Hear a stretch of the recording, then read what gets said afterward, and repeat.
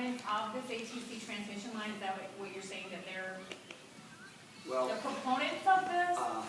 How does that all fall into it? Let's see here. Okay, we have, okay. What's your name and what do you serve? I'm Rob Danielson. I'm on the town committee for Vernon, Town of Stark, the Energy Planning Information Committee. Okay, this is the study area here, just to give you an idea. This is the two transmission lines that are proposed. Go ahead, here. just sit over there. Both of them, that an important thing to point out is that there's a vernacular that we're trying to work on. The CapEx 2020 line is actually the name of the high voltage solution for the needs that are defined by the project, reliability needs, environmental, so-called renewable energy needs, and also the cost or economic impacts. So that is actually a high voltage proposal, and also the Badger Coulee is the high voltage proposal to go from Frost down to Madison, or maybe start somewhere above. So we have two companies and two lines that are linked together to move energy. Transmission can move either way, but to move energy across the area. The supply of the electricity that's in our sockets right here in your home, right down the road, comes from the Dairyland, and then from Dairyland's purchased by Vernon Electric.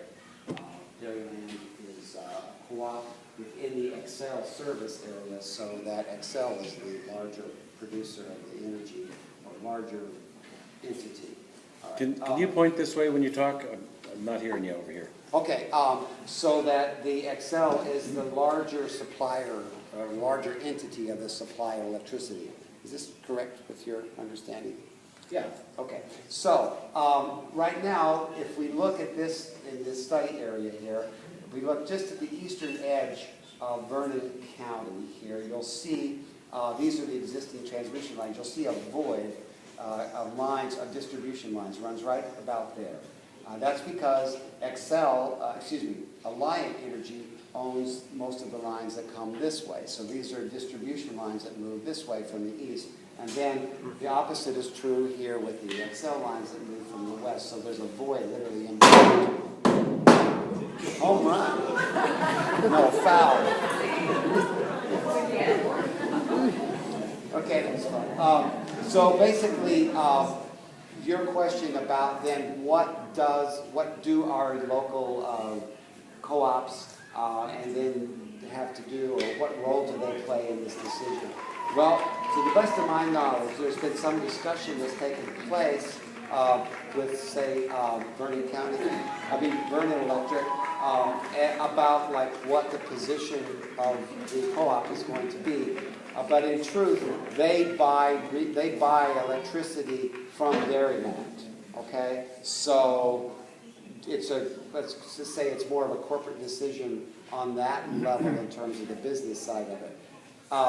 Do we, as members of the co-op of Vernon Electric, have an opportunity to communicate our wishes to our supplier of electricity? Absolutely. How should that be, framed so it's constructive? What parties or interests are going to be represented by that? Some very interesting questions that we need to have. I do know that Dairyland is about a 13% owner of the CapEx 2020 line. But not ATC. Dairyland is not, they are not called that owns ATC. I'm sorry. Dairyland is not one of the utilities that owns ATC. That's correct. Nor is Vernon Electric. That's correct. That's correct. I mean, tying together the lineage of where the ATC came from. That's correct. Dairyland did not have. Can I add some of that, Rob? And that Yes. is, you have to remember that, like Vernon Electric, like all the other 24 member co-ops, cannot generate electricity by charter, and they also each have one member on the board of Dairyland, and it's usually like the president of your local co-op. So if you belong to Vernon Electric, you might go to somebody that you already know, or if you can connect with the president of Vernon Electric, maybe the manager will returning on to them and get feedback back to the Board of Maryland Power. I think that's the best route. I have the list of equity owners from